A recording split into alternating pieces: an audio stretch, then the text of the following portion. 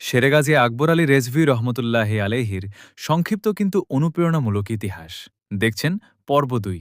যদি আগের পর্ব না দেখে থাকেন তাহলে দেখে আসুন। ভিডিওটি শেষ পর্যন্ত দেখুন, আর ভালো লাগলে অবশ্যই শেয়ার করবেন, যেন অন্যরাও এই মহান ব্যক্তিত্ব সম্পর্কে জেনে উপকৃত হতে পারে। চলুন বেশি কথা না বাড়িয়ে শুরু করা যাক। খেলাফত লাভের পর তিনি দীর্ঘদিন ভারতবর্ষে ইসলাম প্রচারে আত্মনিয়োগ করেন।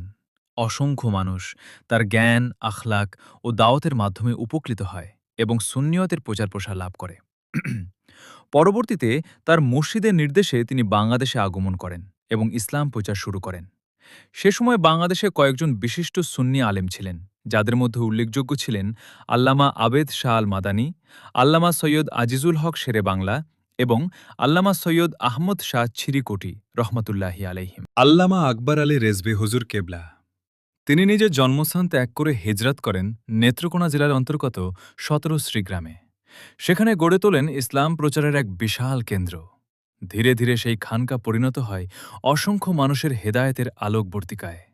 তিনি বাংলাদেশের বিভিন্ন স্থানে খানকায় রেজভিয়া প্রতিষ্ঠা করে ইসলামের সুমহান বাণী ছড়িয়ে দিতে থাকেন। বাংলাদেশের বিভিন্ন জেলায় তিনি ইসলাম প্রচার করেছেন। তবে তার দাওয়াতি কার্যক্রমের সবচেয়ে বড় কেন্দ্র ছিল কুমিল্লা খানকায় রেজভিয়া। এখান থেকে তিনি দীর্ঘ সময় ধরে কোরআন সুন্নাহর বাণী মানুষের কাছে পৌঁছে দেন। আজও কুমিল্লাসহ দেশের নানা প্রান্তে লক্ষ লক্ষ ভক্ত আশেকান তার ভালোবাসায় উদ্বেলিত। চট্টগ্রাম, নোয়াখালী, চাঁদপুর, ফেনী, ব্রাহ্মণবাড়িয়া, ঢাকা, সিলেট, হবিগঞ্জ, ময়মনসিংহ ও নেত্রকোনাসহ বাংলাদেশের বিভিন্ন জেলায় ছড়িয়ে পড়ে তার অনুসারীরা।